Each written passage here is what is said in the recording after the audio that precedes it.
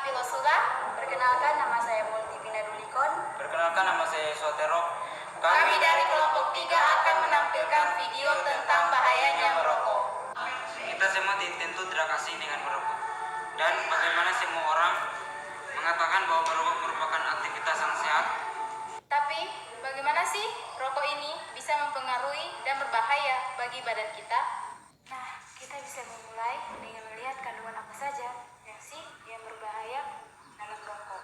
Pertama, nikotin suatu zat yang dapat menimbulkan efek adiktif atau kecanduan sehingga perokok sulit menghentikan kebiasaan merokok. Bahkan nikotin juga adalah suatu alasan kenapa mereka yang berniat berhenti merokok merasa tidak nyaman dan akhirnya kembali merokok. Hal ini dikarenakan mereka mengalami gejala putus nikotin. Selain nikotin, ada sekitar 7.000 bahan kimia lainnya yang terlibat dalam proses membakar satu batang rokok. Di antaranya ada beberapa aktif sehingga merusak tubuh kita. Kandungan yang kedua adalah tar.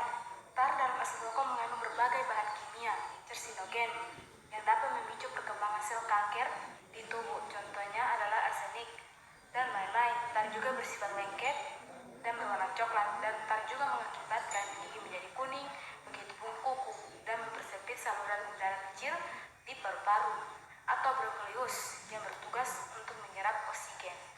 Kandungan yang ketiga adalah karbon monoksida, suatu zat yang dalam jumlah banyak dapat berakibat fatal karena menghentikan oksigen yang seharusnya tersirkulasi di darah.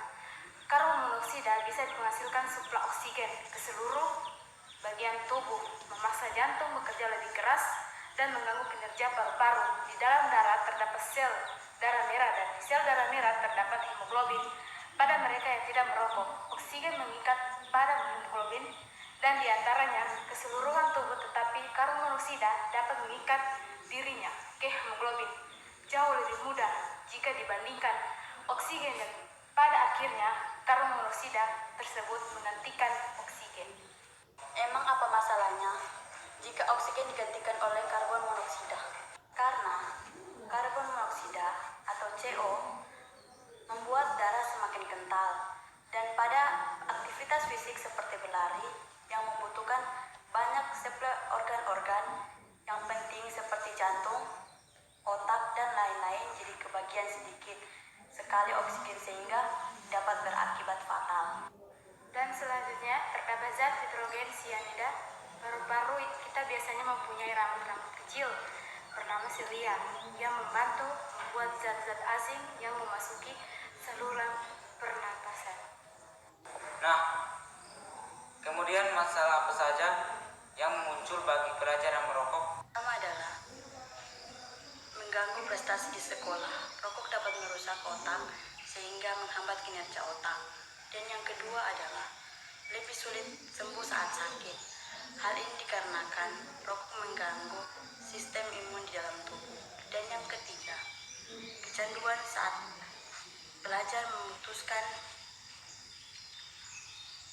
untuk berhenti merokok. Maka gejala penarikan seperti depresi, mudah marah, dan masalah mentalnya bisa berdampak pada kinerja sekolah dan perilaku. Dan ada juga masalah pada organ reproduksi di dalam pria.